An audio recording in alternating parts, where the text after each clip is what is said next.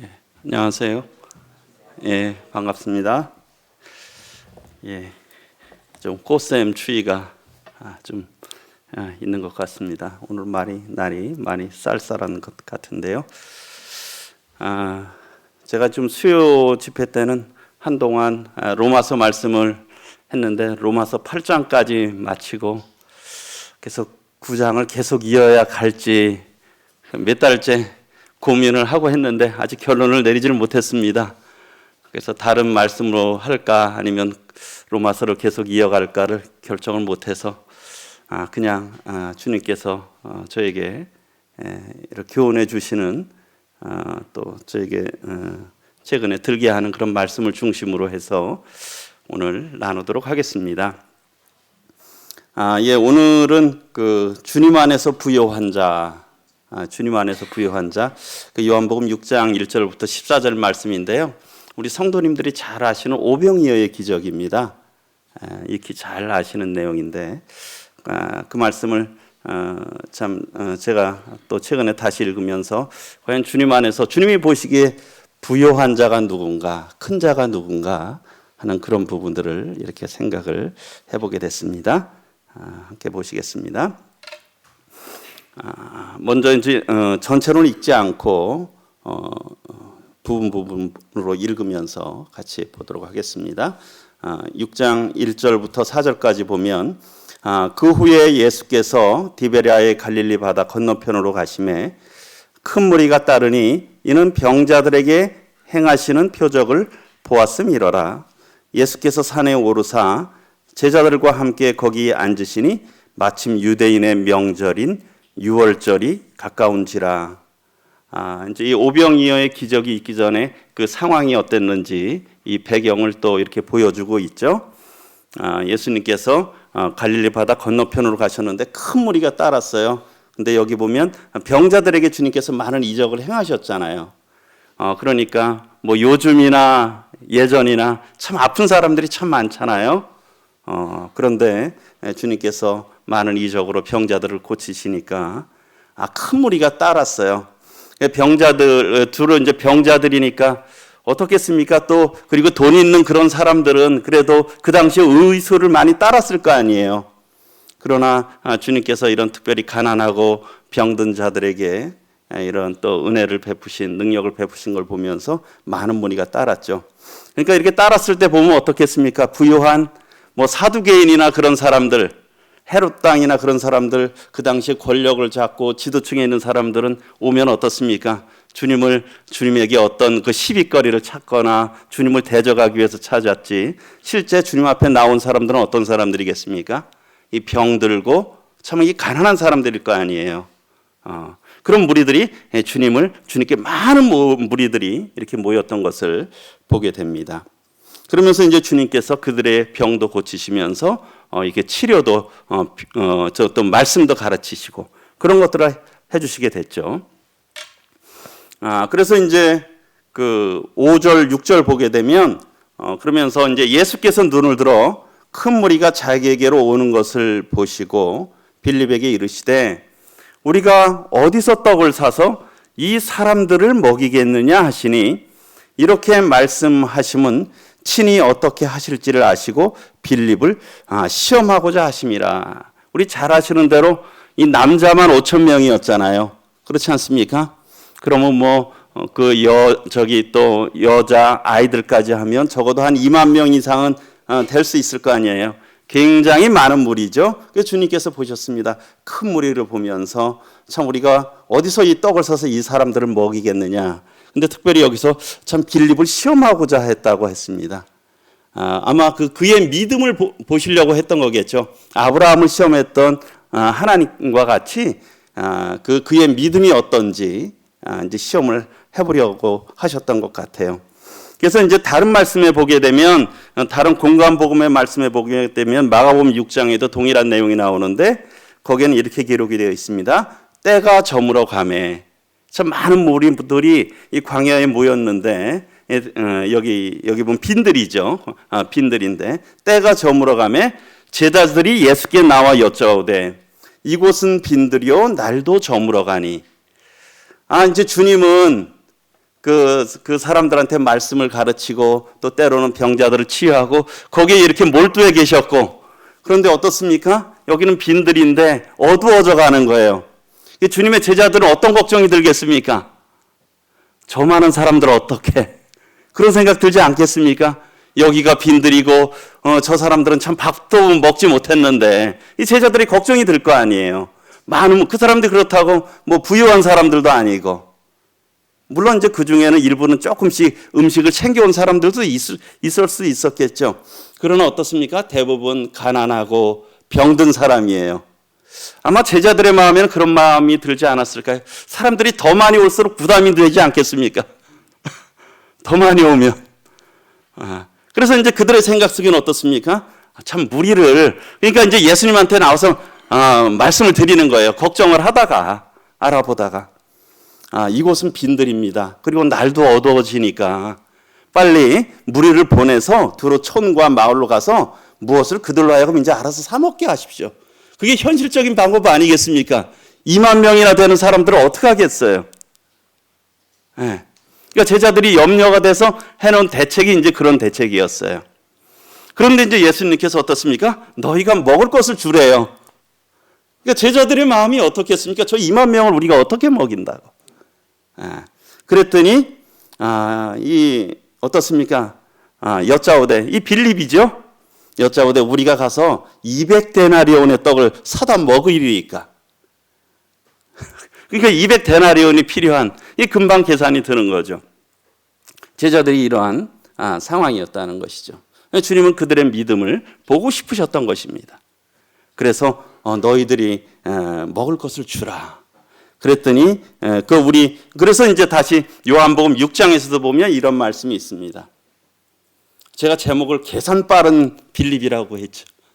그랬더니 빌립이 대답하되 각 사람으로 조금씩 받게 할지라도 200데나리온의 떡이 부족하리이다. 저도 계산을 좋아하거든요. 그래서 한번 계산을 해봤어요. 우리가 한 데나리온이 하루치의 품삯이라고 하잖아요.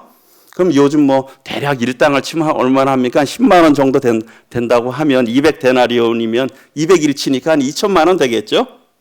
한 2천만 원 뭐 안팎 될 것 같아요. 그리고 아까 세보니까 남자만 5천 명인데 여자나 아이까지 하면 2만 명 되겠죠. 그래서 이제 2천만 원을 2만 명으로 나누니까 한 1인당 한 1,000원 정도씩 돌아가겠더라고요. 참 빌립이 계산이 빠르죠. 딱 하니까 벌써 한 200데나리온은 들겠습니다. 참 이 계산이 빠른 사람이에요. 착착 하니까 얼마가 바로 나오는 거죠. 참 그런 모습이 참 저에게도 참 많은 것만 같습니다. 참 계산 빠른, 무엇을 하면 뭔가 금방 이런 산수 계산이 되는. 그런데 여기에 보면 계산 없는 사람이 있어요. 누가 계산이 없습니까? 아이가 계산이 없어요. 원래 아이들은 좀 계산이 없잖아요. 그렇죠? 아이는 계산이 없습니다. 여기 보면 6장 8, 9절에 보게 되면 제자 중 하나 곧 시몬 베드로의 형제 안드레가 예수께 여짜오되 여기 한 아이가 있어 보리떡 5개와 물고기 2마리를 가지고 있나이다. 그러나 그것이 이 많은 사람에게 얼마나 되겠사옵나이까? 뭐 안드레도 좀 계산하는데 빌립만큼 치밀하진 않은 것 같아요. 그러나 어쨌든 뭐 이 보리떡 5개와 물고기 2마리로 이게 얼마나 되겠느냐는 거죠. 아마 제자들이 그랬을 수도 있을 거예요. 이 저녁 때가 되니까 다니면서 혹시 음식들 싸운 거 있느냐? 뭐 이렇게 조사들을 좀 해봤을 수도 있겠죠. 뭐 지금 성경에 정확히 나오진 않았지만 추정을 한다면, 그러다가 보니까 이제 그런 상황을 보니까 어떤 아이가 보리떡 5개와 물고기 2마리가 있다고. 근데 그것은 아이한테는 적은 분량은 아닐 수도 있어요. 크기가 얼마나인지 모르지만. 저도 갈릴리에 가서 그쪽에 베드로 고기라고 그 고기를 먹었는지 모르겠지만 해서 이렇게 먹어보니까 그거 하나 갖고 뭐 좀 짭짤하게 하니까 한 끼가 되더라고요. 그러면 뭐 가족끼리 해서 한 2-3명은 먹을 수 있을지, 그들은 아마 이렇게 풍족히, 다른 사람은 몰라도 자기하고 예를 들면 뭐 엄마하고 같이 왔는지 그랬는지 모르겠어요. 그런데 이제 그 아이가 이제 그것을 준 것 같아요. 그렇죠? 그걸 이제 그러니까 그 제자들이 그것을 갖고 있었거든요. 그랬을 때 그것을 저도 이렇게 생각을 해봤습니다. 그 아이가 그것을 주었을 때는 자기도 먹고 싶었을 거 아니에요, 그게. 그렇지 않습니까? 다들 줄이고 있고, 그랬을 때 자기도 먹고 싶었겠죠. 그러나 아이들은 그런 것들을 이렇게 요구하는, 그런 것들을 찾는 이런 제자들의 모습을 보면서 비록 작은 거지만 자기한테는 그래도 얼마나 소중합니까? 작지만 그 아이한테 굉장히 소중한 거예요. 보리떡 5개와 물고기 2마리는 굉장히 소중해요. 그게 왜 한 끼의 식사를 충분히 할 수 있는 거잖아요. 그러나 그것을 그런 찾는 것들을 생각할 때 그것을 아마 주님이 사용하신 걸로 봐서 아까움으로 주진 않았으리라고 저는 생각이 들어요. 참 다른 이를 통해서 이렇게 기꺼이 줬을 거고, 그 아이가 주님께 대한 믿음이 얼마나 있는지 성경에 다 나오지 않아서 우리가 알지 못하지만, 또 이것이 어찌 보면 주님께 가면 또 주님께서 어떠한 일을 이루실지 모르겠다라고 하는 그런 믿음이 있었을지도 참 우리가 정확히 알 수 없습니다. 어쨌든 그 아이는 자기에게 소중한 이 보리떡 5개와 물고기 2마리를 드렸어요. 어떻습니까? 좀 계산 없는 아이 아닙니까? 그렇죠? 계산 없는 아이잖아요. 이거 준들 얼마나 될까 하는 생각도 들고, 내가 먹으면 참 좋은데, 그리고 혹시 모르겠습니다. 그 부모한테 혼났을지. 야, 너는 잘 관리하라 그랬는데 말이야. 그걸 주면 어떻게 해? 그랬을 수도 있었을지 잘 모르겠어요. 그것은 다 저희가 그냥 상상할 뿐이죠. 어쨌든 그 아이는 참 계산 없는 아이였어요. 그러나 좋은 마음이 있었죠. 그것을 다른 사람, 주님께 갖다 드리고자 하는 좋은 마음이 있었다라는 것이고요. 이것이 비록 작지만 그 아이에겐 참 소중하지만 주님께 갖다 드리면 주님께서 어찌 쓰실지는 모르겠다는 그런 순수한 마음으로 주었다고 생각이 듭니다. 그렇지 않습니까? 그래서 주님께서 그것을 받으셨죠. 그래서 그것을 가져오라고 하셨어요. 주님은 그거 뭐하러 갖고 오니? 주님이 그러시지 않으셨잖아요. 그것을 가져오라고 하셨죠. 그 아이가 드린 그 작은 걸 갖다 쓰셨다는 거예요. 왜 이것을 사복음서에나 다 기록하셨을까요? 사복음서에 다 기록한 표적들이 흔하지 않아요. 이게 사복음서에 다 기록됐습니다. 물론 주님께서 베푸신 그런 놀라운 이적을 나타내기 위한 그런 부분들이 컸겠지만, 또 그 아이, 이런 일들을 이루어 가신 그런 것들을 또 다 교훈하기 위한 의미가 있다고 생각됩니다. 매우 중요한 표적이기 때문에 그렇겠죠. 그래서 참 이런 참 계산 빠른 어른, 계산 빠른 사도, 계산 없는 아이. 성도님들은 누가 부유하다고 생각하십니까? 주님이 보시기에, 주님 앞에서. 계산 없는, 그렇죠? 계산 없는 아이가 참 부유한 자가 아니겠는가. 왜요? 그게 단순할 수 있었죠. 그 아이 어린아이와 같은 그런 단순한 믿음, 또 단순한 신뢰함. 지금 나이가 들면 점점 계산이 복잡해지는 것 같아요. 고려할 게 너무 많은 것 같아요. 그렇지 않습니까?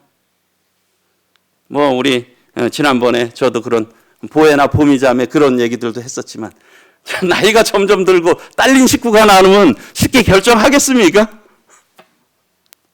우리가 쉽게 잘 결정 못 하잖아요. 이것 재고 저것 재고 상황 재고 그러한 그런 것들.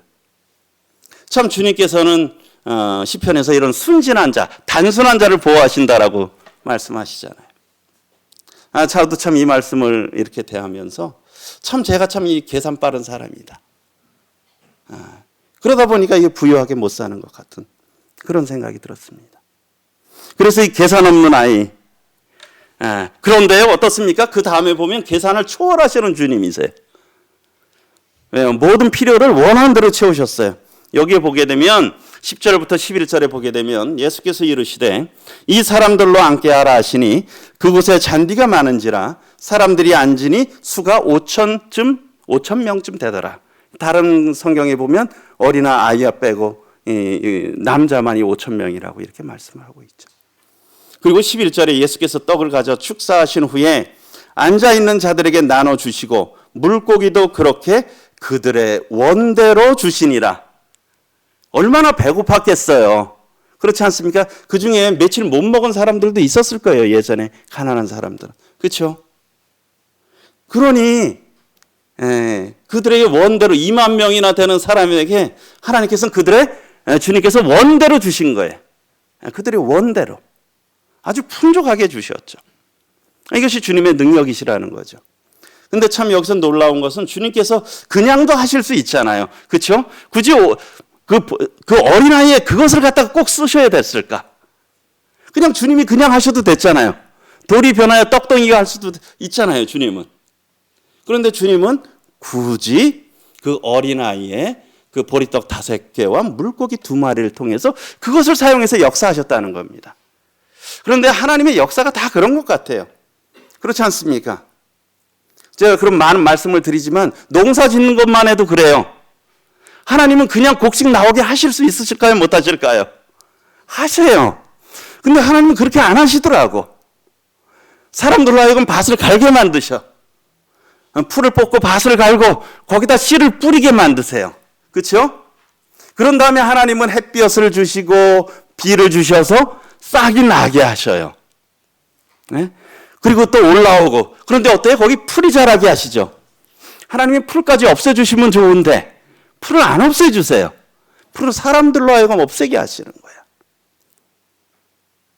그래서 하나님은 사람과 같이 일하시는, 사람이 해야 될 일을 하나님이 하시는 일이 있다라는 거죠. 주님께서도 이런 역사를 하면서 우리가 또 사람이 드려야 되는 부분이 있고, 그러나 거기에는 주님은 계산을 초월하신다는 거예요. 그 작은 것이었지만 그렇게 쓰여질 줄 몰랐다는 것이죠. 그래서 이 주님께서는 계산을 초월해서 그들의 모든 필요를 다 채우셨어요. 아주 원대로 배가 부를 정도로. 그렇게만 했습니까? 나중에 보면 그것이 남았죠. 그래서 어쨌든 주님께서는 계산을 초월하셔서 모든 필요를 원대로 채우셨다는 거예요. 그리고 또 어떻습니까? 그런데 참 아이러니하죠. 주님은 버리는 걸 싫어하세요. 아니, 그렇게 쉽게 얻으셨으면 그냥 그거 좀 버리면 어떻습니까? 그렇죠? 2만 명이나 먹었는데 12바구니, 그거 굉장히 작은 거 아닙니까? 여기에 보게 되면 그들이 배부른 후에 예수께서 제자들에게 이르시되 남은 조각을 거두고 버리는 것이 없게 하라. 먹다 보니까 뭐 사람들이 자른 것은 남은 것들도 있을 거 아니에요. 나눠주다 보니까. 저희 같으면 그렇지 않겠습니까? 말씀으로만 해도 산더미만치 빵을 만드실 수 있는 하나님이신데 그거를 갖다가 조각들을, 남은 것들을 버리지 말고 그것들을 다 모으라고 하시는 거예요. 네. 주님이 굉장히 아끼는 분은 아니세요. 그렇죠? 주님이 인색한 분은 아니세요. 그렇죠? 주님 인색한 분은 아니세요. 아주 차고 넘치도록 원하는 대로 다 주세요. 그리고 배가 부르도록 주세요. 그런데 그렇다고 해서 주님은 낭비하시는 분은 아니세요. 그렇지 않습니까? 저는 교회의 재정의 원리도 그렇다고 생각이 듭니다. 교회의 원리도 정말 우리가 풍족하게 드려서 풍족하게 써야 된다고 생각들어요. 정말 교회 성도님들이 드시는 것은 최상의 것으로 드시게 하고, 어떤 것들은 어떤 누구를 섬기는 것은 최상의 것들을 섬기고, 그러나 우리가 전략할 수 있는 것들은 최대한 전략해야죠. 우리 시설부 형제님들이 참 이런 광고들 하잖아요. 전기세 많이 나왔습니다. 아껴야 됩니다. 우리 어때요? 불 정말 잘 끄셔야 돼요. 우리 집보다 더. 그렇잖아요. 아껴야죠. 아끼는 부분들은, 불필요한 건. 그리고 중복되는 건, 안 사도 되는 건 사지 말아야 돼. 버리는 것들이 없게 돼. 왜요? 내 재물 이상처럼 아껴야 되는 거예요. 네. 그래서 우리가 낭비하는 거하고 풍성한 거하고는 다른 겁니다. 그렇죠? 풍성한 거하고 낭비는 다른 거예요. 네. 그리고 또 인색하고 이런 이 절제하는 거하고는 또 다른 겁니다. 교회 그게 재정의 원리라고 생각이 들어요. 주님이 이렇게 하실 수 있지만, 그래서 이러한 원리로다가 우리가 또 섬길 때는 정말 믿음으로 풍성히 섬기고, 우리가 아끼고 전략해야 될 부분들은 정말 아끼고, 그렇게 하면서 주님이 주신 것을 그렇게 써야 되잖아요. 주님께서 그런 것이에요. 그래서 낭비를 참 주님께서는 싫어하셨다는 거죠. 그래서 우리가 인색하라는 것이 아니죠. 쓸 때는 풍성하게, 배부르게, 가장 좋은 것으로. 그리고 이런 일들을 통해서 어떻습니까? 그 사람들이 예수께서 행하신 이 표적을 보고 말하되 이는 참으로 세상에 오실 그 선지자라. 아마 구약의 신명기에 예약한 그 말씀하신 그 선지자를 생각했던 것 같아요. 모세보다 더 뛰어난 선지자, 자신들을 그 로마에서 건져줄 그 선지자로. 그래서 나중에 말씀을 보면 예수님을 임금 삼으려 했거든요. 그러나 어쨌든 이런 것들을 통해서 무엇입니까? 예수님이 어떤 분이신지를 나타냈잖아요. 그분의 능력을 그들이 알게 됐어요. 경험했어요. 우리 성도님들의 삶 중에 어떻습니까? 우리가 정말 힘들 때, 어려움을 통해서도 우리가 어떤 것들을 드렸을 때, 또 어떤 것들을 했을 때 주님께서 이루시는 것들을 보지 않습니까? 과연 우리가 했죠. 이건 주님이 하셨다라는 거죠. 우리가 예배당 리모델링 하면서도 참 코로나 시기 때 했잖아요. 사실은 저희가 그 당시에 2000년도에 주택 샀어요. 2020년도 4월에. 그리고 2022년도에 리모델링 했습니다. 그 비용이 10억이 훨씬 넘는 돈이에요. 이 코로나 시기 때. 주님께서 그런 은혜를 베푸셨잖아요. 그게 주님이 하셨잖아요. 우리 성도님들 그때 많이 헌신을 하셨죠. 그러면서 어떻습니까? 아까운 마음 드셨습니까?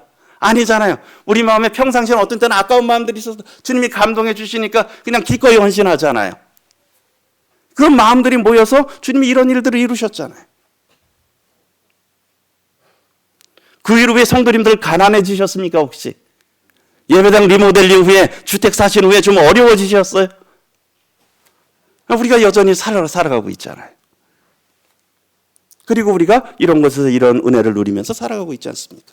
어쨌든 이런 일들을 통해서 하나님이 주님의 역사를 볼 수 있다는 거예요. 주님께서는 이 제자들의 믿음을 시험해 보고 싶으셨던 거예요. 그들의 믿음을 보고 싶었던 거예요. 그래서 이렇게 드렸을 때 주님께서 나는 이렇게 할 수 있다. 그런 것들을 그들로 하여금 깨닫게 하신 거죠. 요약을 좀 말씀드리겠습니다. 주님 안에서 부요한 자. 어떻습니까? 주님께 많은 무리들이 모였어요. 제자들은 아마 부담이 됐을 수도 있었을 겁니다. 왜 이렇게 사람들은 자꾸 많이 오는 거야? 참 챙겨야 될 거는 점점 많아지겠네. 그랬을 때 주님께서는 그 제자들의 마음을 아셨죠. 빌립을 시험하셨고요. 제자들을 시험했어요. 제자들을 시험했다는 것은 무엇입니까? 그들로 하여금 믿음을 배우게 한 거 아니겠습니까? 앞으로 주님을 따라오려면 사람이 믿음으로 산다는 걸, 하나님의 능력으로 산다는 걸 보여주고 싶으셨던 거 아니겠습니까? 오병이어의 기적을 통해서 가장 감동을 입은 사람은 누구겠습니까? 아마 그 제자들일 것입니다. 가까이서 본 그 제자들. 그런데 어떻습니까? 주님의 시험에서 계산 빠른 빌립 200데나리온이나 들 것입니다. 근데 계산 없는 아이, 자기의 소중한 것을 드렸어요. 자기의 소중한 것을. 그런데 주님은 어떻습니까? 이 계산을 초월하시는 분이시라는 거죠. 어때요? 원대로 풍족히 주십니다. 그러나 어때요? 주님은 낭비는 싫어하신다는 거예요. 그렇다 그래서 이게 인색하라는 말씀은 아닌 거죠. 풍성하게 하되 우리가 아낄 것들은, 불필요한 것들은 아끼고, 그러나 그래서 그것을 더 의미 있는 곳에 풍성하게 쓰라는 것이죠.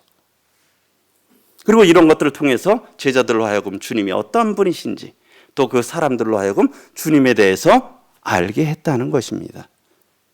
제가 이 오병이어의 기적을 통해서 그런 부분들을 이렇게 생각을 해보게 됐는데요. 주님 안에서 그래서 부유한 자는 누구라고 생각하십니까? 계산 빠른 빌립입니까? 계산 없는 아이입니까? 자신이 없으세요? 그럼 조금 더 나중에 댁에 가서들 한번 생각해 보세요. 누가 과연 부자일까? 누가 과연 부유할까? 제가 계산을 참 좋아합니다. 어떤 때 심심하면 이런 상상들 해요. 제가 말씀을 전하다가 예전에 이걸 생각한 게 있어서 그런 거 있었지. 그래서 조금 휴식하면서 이거 한번 계산해 봤어요. 출애굽 백성이 먹을 음식의 양이 얼마나 될까? 그 인구 한 200만 정도, 예를 들면 장정만 60만이니까 한 200만 정도 된다고 생각해 보고요. 기간이 40년이니까 뭐 요즘 이거 쉽습니다. 이거 엑셀에다 집어넣고 딱 치면, 제 엑셀에서 이런 계산하는 거 좋아하거든요. 그럼 자동 계산이 되거든요. 14,600일입니다. 그리고 하루당 예를 들면 한 500g 먹는다면 우리 성도님들 햇반이 있잖아요. 그게 한 200g 되거든요. 200에서 230g. 그거 하루에 한 두세 개는 드셔야죠. 그래도 그럼 뭐 좀 조금 뭐 이거보다 그래서 500g 했다. 생각해 보니까 톤수로 하면 얼마입니까? 1,460만 톤이에요. 제가 25톤 차량을 하니까 58만 대야. 일렬로 차를 세우니까 5,800km예요. 서울을 7번 세우는 거리가. 그러면 하루에 얼마나 필요하냐? 하루에 1,000톤이 필요해요. 음식이. 25톤 차로 40대가 필요합니다. 하루에. 제가 2000년에 그 요르단 쪽으로 해서 출애굽 광야길을 체험을 했습니다. 여기가 그 백성들이 간 광야길이에요. 한 30분 걸었나요? 얼마나 뜨겁고, 뭐 진짜 이래요.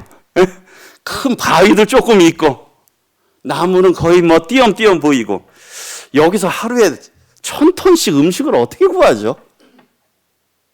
이게 뭐 음식만 필요합니까? 물도 필요하죠. 모세가 200만을 이끌어 간다고 생각할 때 답이 나오겠습니까? 차라리 그냥 바닷길로 해서 그냥 빨리 그냥 하나님이 가나안 땅 들여보내시지 왜 40년간 이 광야길로 해서. 아마 이스라엘 백성이 40년간 광야길을 돌리셨기 때문에 하나님도 좀 피곤하셨을 것 같아요. 그냥 빨리 보냈으면 그냥 신경 안 쓰셔도 될 텐데 40년 동안 먹이고 입히셔야 되잖아요. 죽일 수는 없잖아요. 그렇지 않습니까? 근데 하나님께서 이러한 광야길에서 어떻습니까? 하루에 1,000톤씩 뭐 물도 얼마나 많은 것들을 공급하셨습니까? 이 계산이 됩니까? 안 됩니까? 이 광야길에서 200만이 살아간다는 게. 네. 그래서 신명기 8장에서는 내 하나님 여호와께서 이 40년 동안에 내게 광야길을 걷게 한 걸 기억하라는 거예요. 네? 너희들 광야길을 걷게 한 거 이걸 기억하라는 거죠. 그러면서 어떻습니까? 하나님이 너를 낮추고 너를 시험한 거라는 거예요.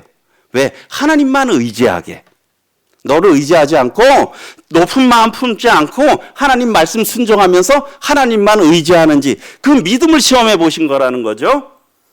그리고선 어떻습니까? 3절에 너를 낮추시고 너를 줄이게 하시며. 진짜 광야에 가니까 겸손해지더라고요. 겸손해집니다. 겸손해질 수밖에 없어요. 우리 인생에도 광야가 있다 그러잖아요. 그렇죠? 광야들 많이들 통과하고 계시죠? 우리 참 이 세상에 사는 게 광야길이라고 생각이 듭니다. 그러니까 우리가 광야길 살아보면 낮아질 수밖에 없습니다. 어려움 겪다 보면. 그리고선 너도 알지 못하며 내 조상들도 알지 못하는 만나를 내게 먹이신 거. 그 조상들도 알지 못했잖아요. 하늘에서 그런 음식이 내린다는 거.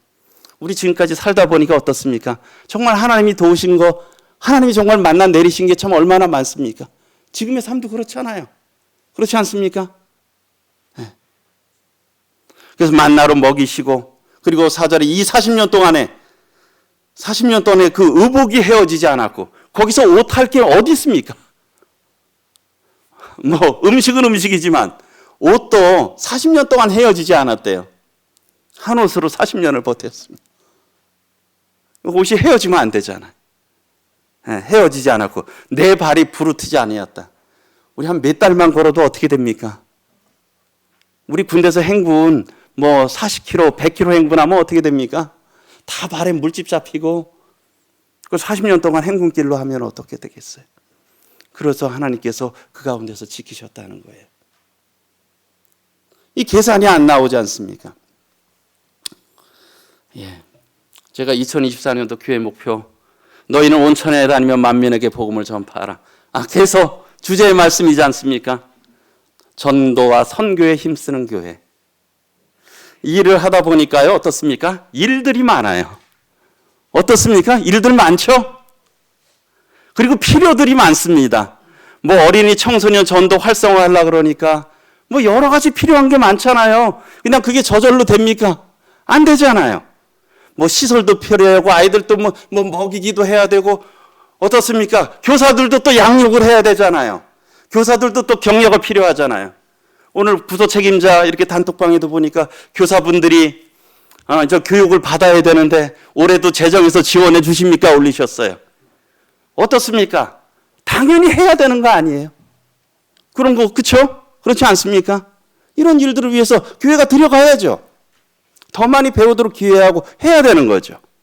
얼마나 점점 할수록 일이 많아지는 거예요. 가만히 있으면 할 일이 없어요. 그러나 주님은 계속 우리들로 하여금 하게 만드시는 거예요. 그리고 노인전도 이런 부분들을 또 여러 사역들 하게 되면 해야 될 일이 많잖아요. 다 섬김이 필요한 거 아닙니까? 어린이, 청소년도 섬김이 필요하고 노인, 분들도 섬김이 필요하고 다 손길이 필요한 거 아니에요.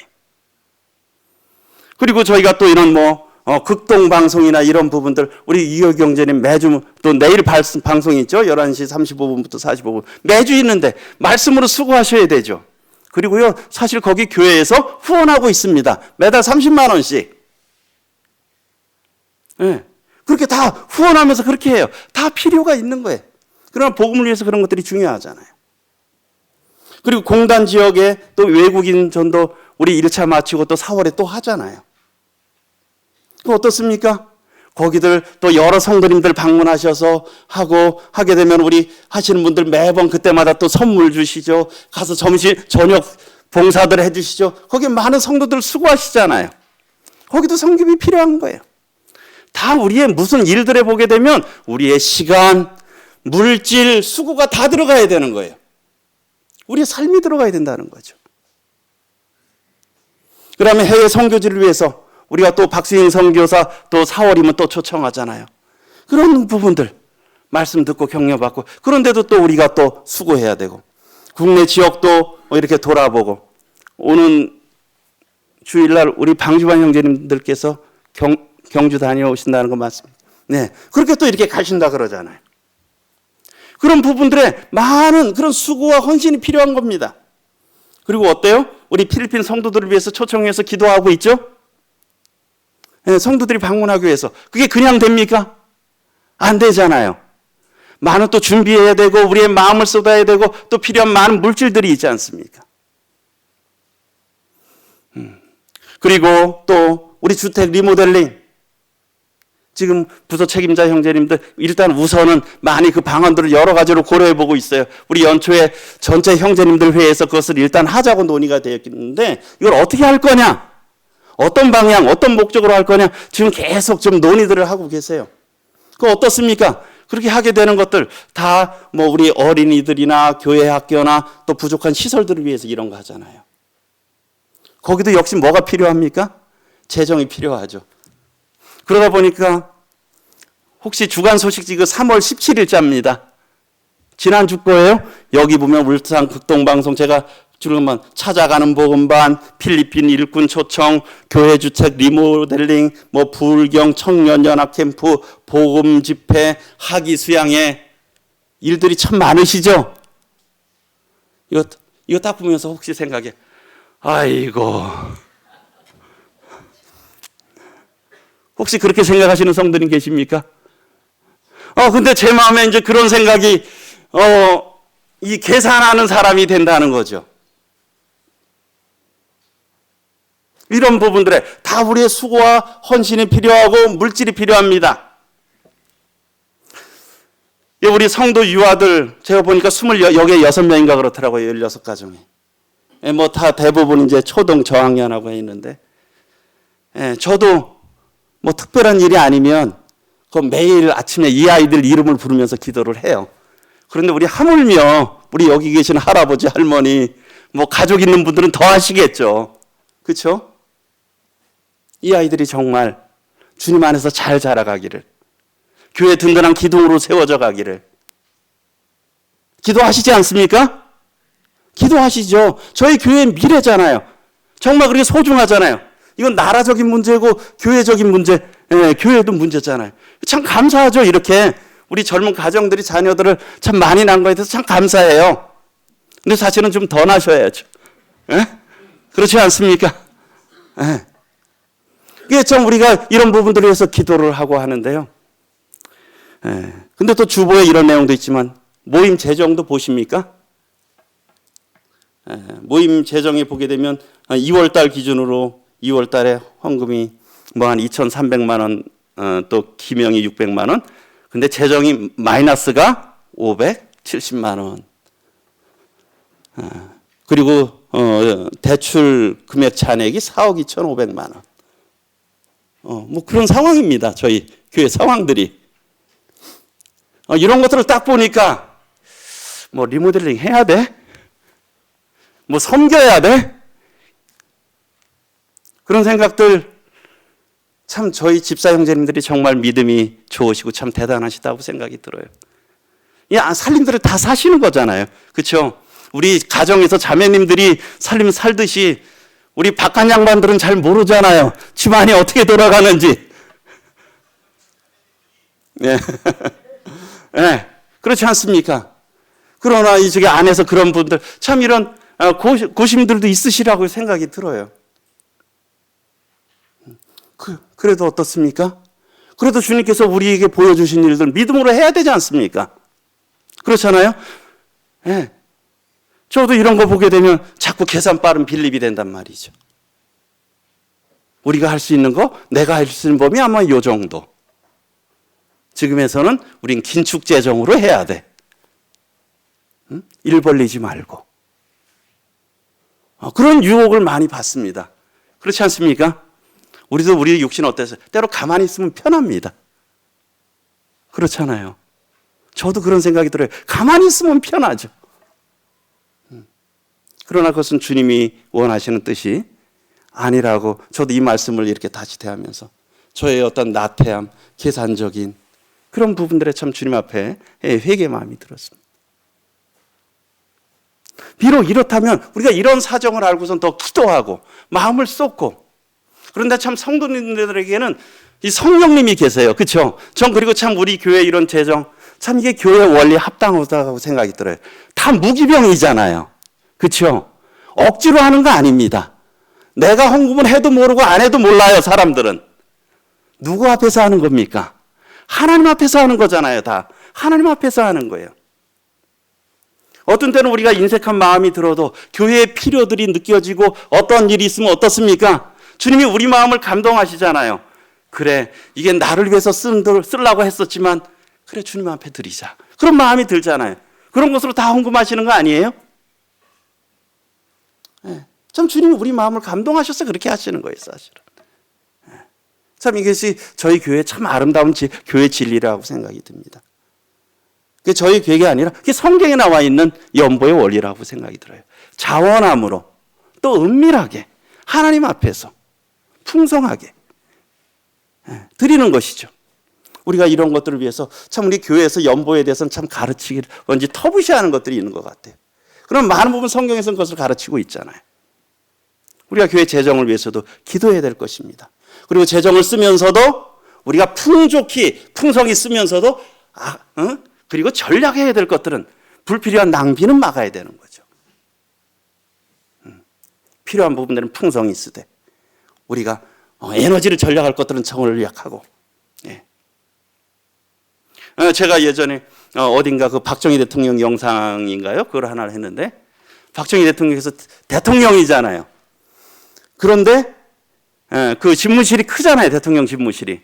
근데 혼자 있는데 그냥 그 런닝바람에 그 저기 뭡니까 에어컨을 안 켜고 부채로 하면서 직무를 보고 계셨대요.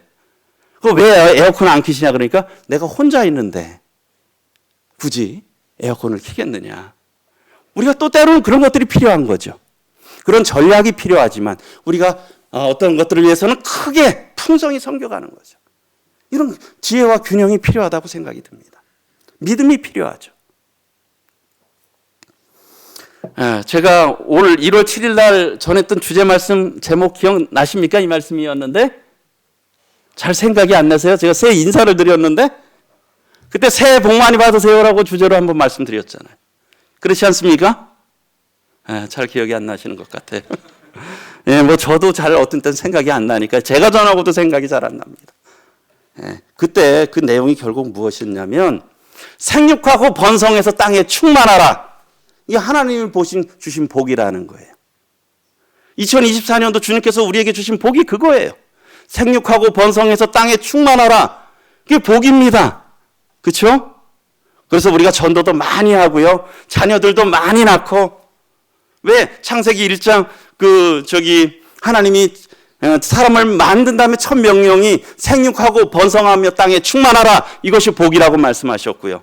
그리고 노아 홍수 후에 노아 그 가족들에게 생육하고 번성하고 땅에 충만하라. 아주 똑같이 말씀하셨어요. 그럼 오늘날에도 하나님께서는 우리들에게 기대하시는 게 무엇이겠습니까? 생육하고 번성하게 땅에 충만하라. 어떠한 백성이? 하나님의 백성이. 그거 아니시겠습니까? 그게 복이죠.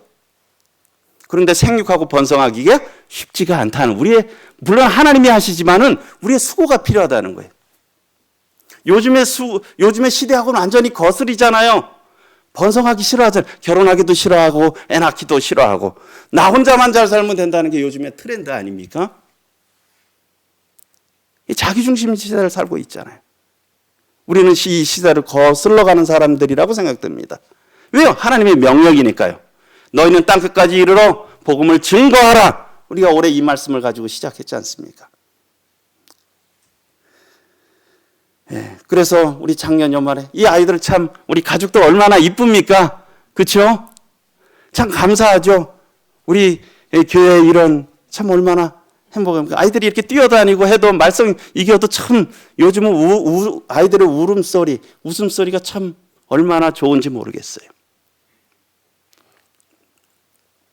그리고 이 사진 아시는 분들은 아시죠?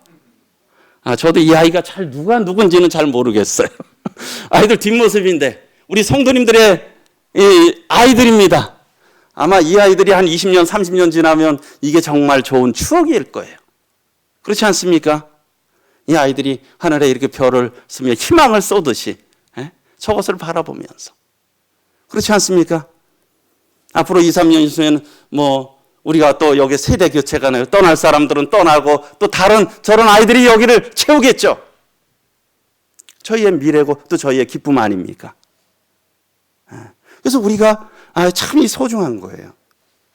그래서 우리가 생육하고 번성하고 이게 하나님이 주신 축복이죠. 그런데 이제 그런 것들을 생각을 하는데 저도 이제 이런 말씀을 전해놓고선 제가 이게 어딘지 아시죠? 어딘지 요 뒤에지 않습니까? 바로 유아실 밑에 계단.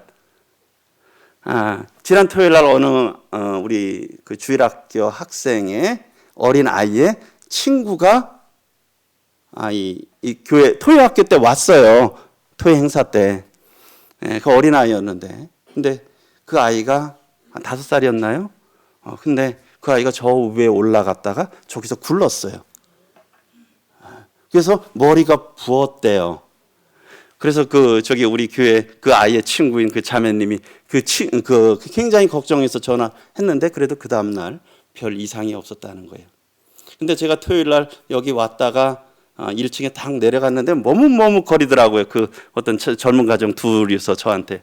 그래서 무슨 일이냐 했더니 이 얘기를 하는 거예요. 어쨌든 그 아이가 굴렀다라는 거죠. 그래서 머리를 다쳤는데 어떻게 될지 염려가 된다는 거예요. 그러면서 뭔가 좀 대책을 세워주면 좋겠다라는 거예요. 저기를 계단을 내려올 때 아이를 안고 내려오는데 늘 긴장이 된다는 거죠. 아이를 앞에 안고 거기를 이렇게 내려올 때. 제가 그 얘기를 들으면서 너무 미안했어요. 교회에서는 정말 아이 많이 낳고 우리 이렇게 많이 하자고 하는데 이런 시설에 대해서는 준비 안 해주고 나라도 그런 거 아닙니까? 저 젊은이들 그런 아우성이잖아요. 참 자녀들은 많이 나오라고 하는데 여러 가지 그냥 하는 걸 제대로 안 된다 그러면서 그냥 그것만 요구한다는 것이 제가 참 너무 미안하더라고요. 참 우리가 이러한 우리의 정말 소중한 이 아이들을 위해서 무엇을 해줄 수 있을까? 어떤 것들을 해줄 수 있을까? 물론 저는 지금 당장은 손주가 없어요.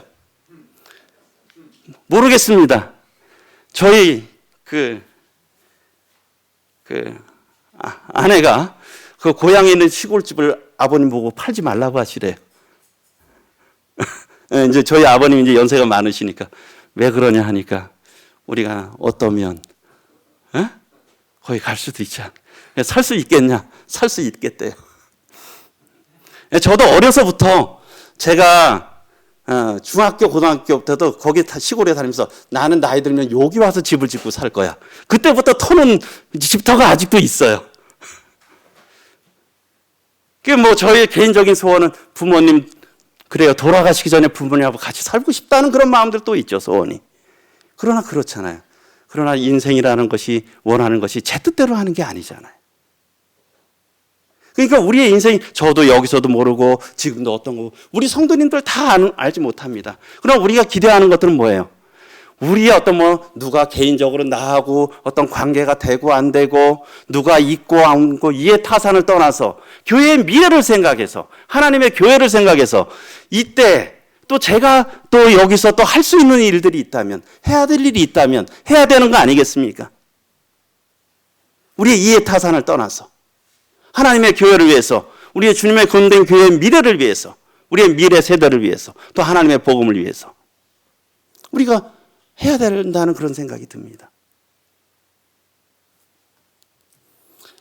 그리고 저희 여기 식당을 했지만은 식당이 좀 부족하죠.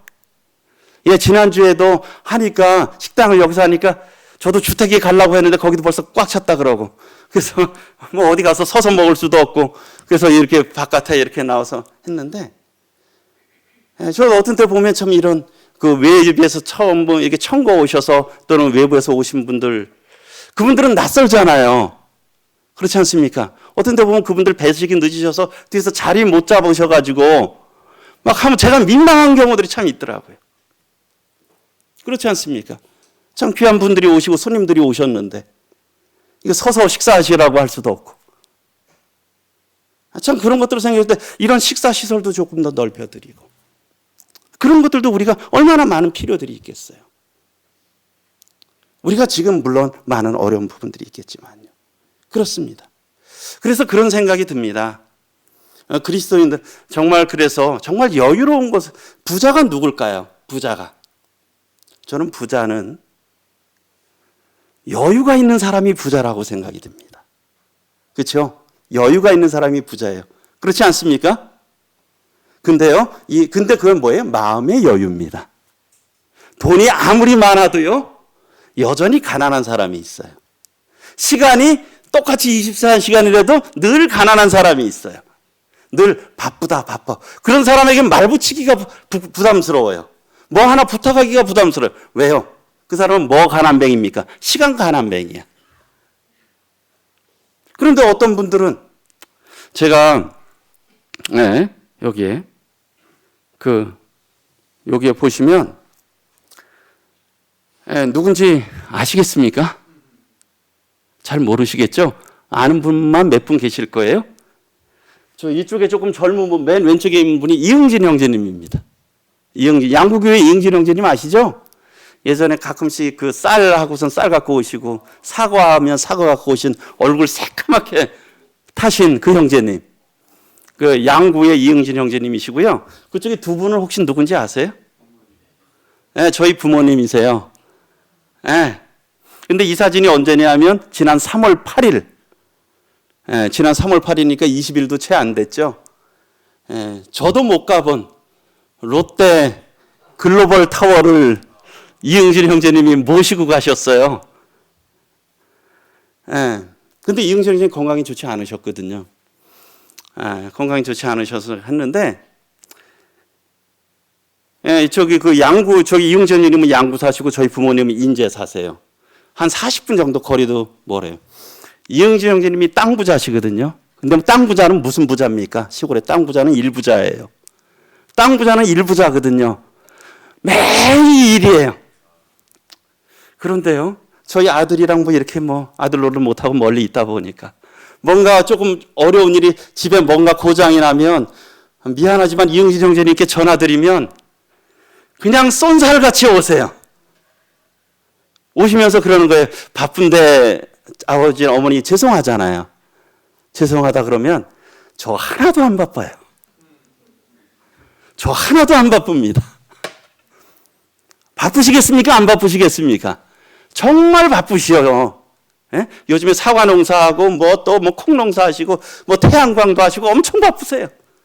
예. 그런데도 제가 참 이런 거 보니 눈물이 나는 거예요. 그래서 제가 형제님한테 그랬어요. 아들보다 낫습니다. 제가 전화도 정말 아들보다 낫습니다. 예. 예, 건강도 좋지 않으신데. 예? 그냥 가실 때면 어떻게 하느냐? 가실 때 이날 아침에 이제 여기 시골 제 동네 이름이 풍전동인데 저한테 뭐 건강 때문에 건강 많이 좋아졌다고 저한테 주시면서 풍전동 가신다고. 풍전동이 저희 인제 고향이 풍전동이거든요. 아, 그러시냐고. 아니 뭐 태어나신 지도 며칠 안 됐는데 풍전동 가시냐고. 그냥 뭐 아버님 뵈러 간다고 하시더라고요. 그래서 어머니 아버님이 먼 데 간다면 안 따라 나오셨으니까 가까운 데 간다 그리고 한 2시간 거리 서울까지 가시는 거예요. 벌써 그런 적이 몇 번이에요.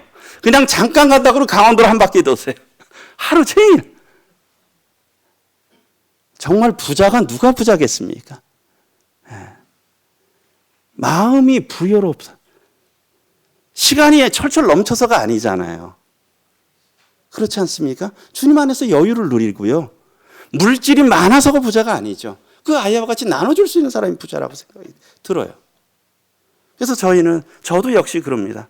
저도 어떤 아이한테 그래서, 야, 우리 그러자. 우리 시간 부자, 이런 물질에서 부자가 되자. 우리 가난뱅이 되지 말자. 너무 조급하게 살지 말자.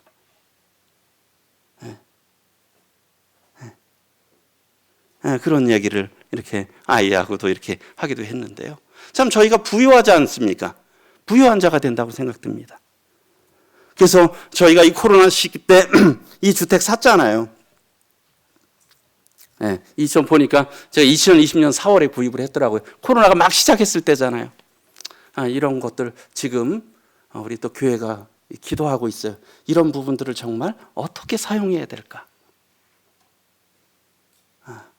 이런 부분들. 그래서 정말 우리가 많은 필요들이 있는데 정말 어떻게 잘 사용해서 정말 우리의 아이들, 학생들 미래를 위해서 이렇게 우리가 4년 동안 제대로 사용 못했잖아요. 부분적으로 썼지만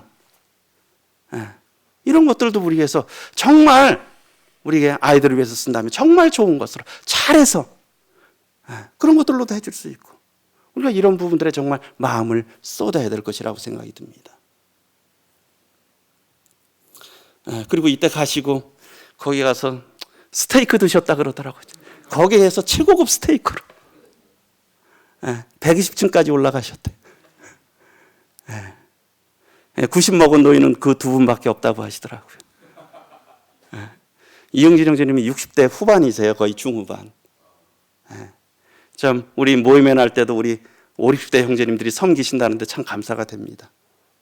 참 그렇게 그런 것들 하면서 저도 제 아버지한테 그랬어요. 아유, 이응진 형제님이 아들보다 나으시네요. 그냥 웃으시더라고요. 참 그것이 마음이라고 생각됩니다.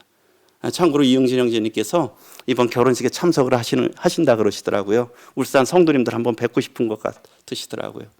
그래서 아마 주일에도 말씀을 나누실 것 같은데 또 먼 길 운전에 내려오시는데 기도해 주시기 바랍니다. 어쨌든 이런 우리가 정말 나눌 수 있는 사람들이 풍성한 부자라는 것이죠. 마음에 여유 있는. 근데 우리 주님 안에서 진정 우리가 참 부유한 자라고 생각이 듭니다. 우리 같이 한번 읽어보겠습니다. 시작.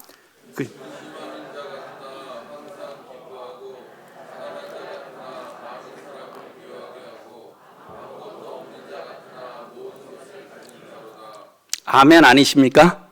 아멘이시죠. 저희가 근심하는 자 같으나 항상 기뻐하고 참 정말 우리 교회 얼마나 큰 부자들이 있으세요. 다 그마하시잖아요. 그러나 우리가 가난한 자 같으나 어떻습니까? 이 복음 전하는 거 얼마나 부유한 거예요. 그렇지 않습니까? 우리 전도를 위해서 들어가잖아요. 얼마나 부유해요. 정말 우리가 많은 사람을 부유하게 하는 자지 않습니까?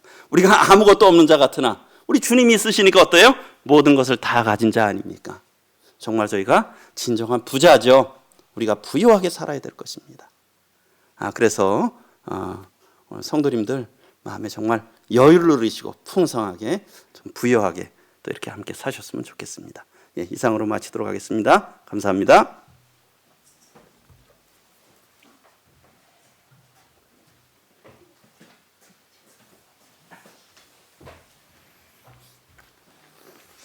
네, 말씀에 감사합니다. 우리 예배 찬송가 346장 우리 한 장 찬양 드리셨으면 좋겠습니다. 예배 찬송가 346장입니다.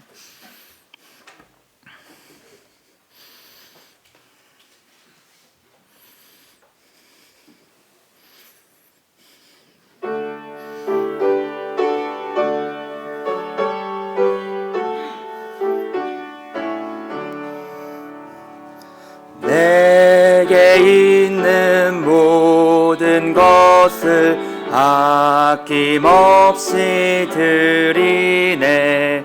사랑하고 의지하며 주만 따라 살리라. 주께 드리네. 주께 드리네. 사랑하는 구주 앞에 모두 드리네. 내게 있는 모든 것을 겸손하게 드리네. 세상 욕심 다 버리니 주의 영광 보이네. 주께 드리네. 주께 드리네. 사랑하는 구주 앞에 모두 드리네. 내게 있는 모든 것을 주를 위해